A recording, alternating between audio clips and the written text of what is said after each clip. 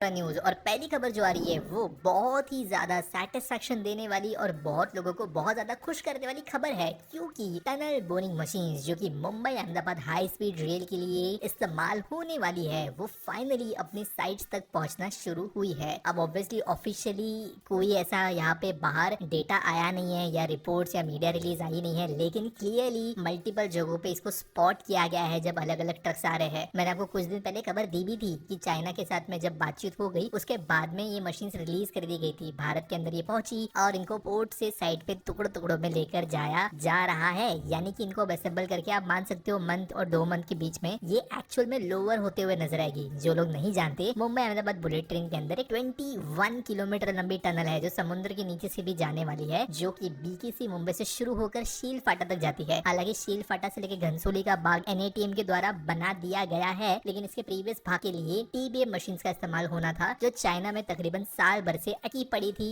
हमारे दोनों देशों के रिलेशंस के चलती। लेकिन फाइनली ये मशीन्स आ गई है सबसे ज्यादा डायामीटर वाले टनल्स के लिए बनाने वाली मशीन्स। इनफैक्ट देश के अंदर सबसे ज्यादा डायामीटर वाली टनल बोरिंग मशीन्स होगी, क्योंकि यहाँ पर 2 ट्रैक्स एक सिंगल टनल के अंदर से गुजारे जाएंगे। अगली खबर दोस्तों जो आ रही है वो है गुजरात से, जहाँ पर ये स्टेट प्लान कर रहा है 8000 किलोमीटर का एक नेटवर्क ऑफ एक्सप्रेसवेज, जहाँ पर मिनिमम 4 लेन और बाकी के 6 लेन के एक्सप्रेसवेज प्लान किए गए हैं। और ये हाई स्पीड रोड कॉरिडोर्स होंगे जो एक्सेस कंट्रोल होंगे। करेंटली जो न्यू प्लान है वो तो 1100 किलोमीटर की है, ये ज्यादा बड़ा वाला एम्बिशियस प्लान है। 8000 किलोमीटर गुजरात के साइज के स्टेट के लिए बहुत ही ज्यादा होता है। 96,000 करोड़ का टोटल आउटले है। बात करें इनिशियल 6 प्रपोज्ड एक्सप्रेसवेज की तो दीसा से सुरेंद्र नगर 220 किलोमीटर, सूर्यनगर से पीपा पाव 211 किलोमीटर, राजकोट से द्वारका 209 किलोमीटर, राजकोट से पोरबंदर 190 किलोमीटर, अहमदाबाद से राजकोट 170 किलोमीटर और जेतपुर से सोमनाथ 110 किलोमीटर ये एक्सप्रेसवेज प्लान किए गए हैं। और जैसे देखा जाए तो गुजरात जो इनको इम्प्लीमेंट में जल्द करेगा। अगली खबर दोस्तों आ रही है भोपाल मेट्रो से, जो कि प्रिपेयर कर रही है roll out of its priority corridor next month. तो एक ऑरेंज लाइन का स्ट्रेच है from AIIMS to Subhash Nagar depot, जहाँ पे 8 स्टेशन होंगे और ट्रेन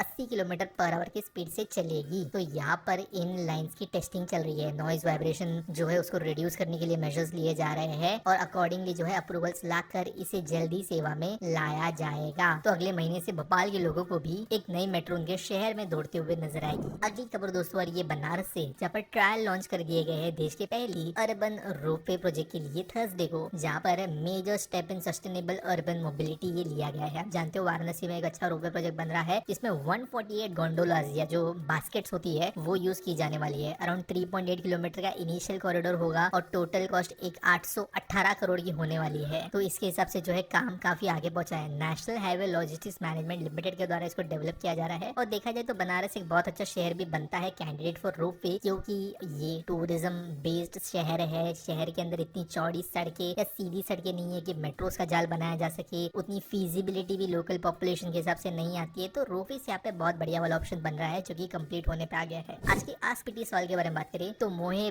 06 पूछते हैं, जब मोनोरेल में इतनी प्रॉब्लम है तो उसकी लाइन बदल के मेट्रो पे शिफ्ट नहीं कर सकते क्या? पहली बात तो यार सेव मामला नहीं है कि आप जो है रातों रात मेट्रो और मोनोरेल के बीच में इंटरचेंज कर दोगे। दूसरी बात, मोनोरेल का जितना प्रॉब्लम रेक्स, उनका नॉइज, उनके मेंटेनेंस वगैरह का है, उससे भी कई गुना बड़ा प्रॉब्लम जो है मोनोरेल के रूट का है। अगर आपने मेरी पुरानी कुछ बहुत ज्यादा पॉपुलर वीडियोस देखी होगी जहाँ पर मैंने बताया है कि मुंबई मोनोरेल फेल क्यों हुई, तो उसमें क्लियरली जो रूट मोनोरेल का लिया गया जो बेसिकली किसी भी 2 ढंग की जगह को कनेक्ट नहीं करता था, स्पेशली फेज 1 में, वो यहाँ पर मेजर कारण है। उस पर मेट्रो बनती, उस पर बुलेट ट्रेन बनती तो भी वो फेल होनी थी। यहाँ पे मैं फेज 1 की बात कर रहा हूँ। जब फेज 1 के अंदर इस तरीके का रिस्पॉन्स इतना घटिया आया, कनेक्टिविटी इतनी बेकार होने की वजह से, तो जो फंडिंग थी फेज 2 के लिए, जो इंटरेस्ट था कॉन्ट्रैक्टर्स की तरफ से, जो ध्यान लोगों का था, वो बहुत ही ज्यादा रेड्यूस हो गया, नीचे गिर गया फेज 2 के लिए। फेज 2 की कनेक्टिविटी कंपैरेटिवली ज्यादा अच्छी बनती है फेज 1 के साथ मिलाकर, लेकिन फिर भी जो है कुछ कुछ जगहों पे ऐसी चीजों में गलती की गई है जो नहीं की जाने वाली थी। जेकब सर्कल से महालक्ष्मी स्टेशन जो है वो बहुत कम डिस्टेंस पे है, वहाँ की फाइनल कनेक्टिविटी छोड़ दी गई। तो अगर कर दी जाती तो ये अकेली लाइन होती पूरे मुंबई नेटवर्क के अंदर, जहाँ पर ये हार्बर, सेंट्रल और वेस्टर्न तीनों के तीनों लोकल ट्रेन नेटवर्क को कनेक्ट करने वाली लाइन बनती है। और अभी मोनोरेल में जो भीड़ हुई थी जिसकी वजह से बंदी पड़ी थी, वो ओवरलोडिंग की वजह से, वो इशू जो है अगर फेज 1 और फेज 2 को साथ में खोला जाता तो नहीं होता। तो ये monorail as an object problem जो है वो है, लेकिन वो कम है। रूट का यहाँ पर मेजर प्रॉब्लम था। और अब ऐसे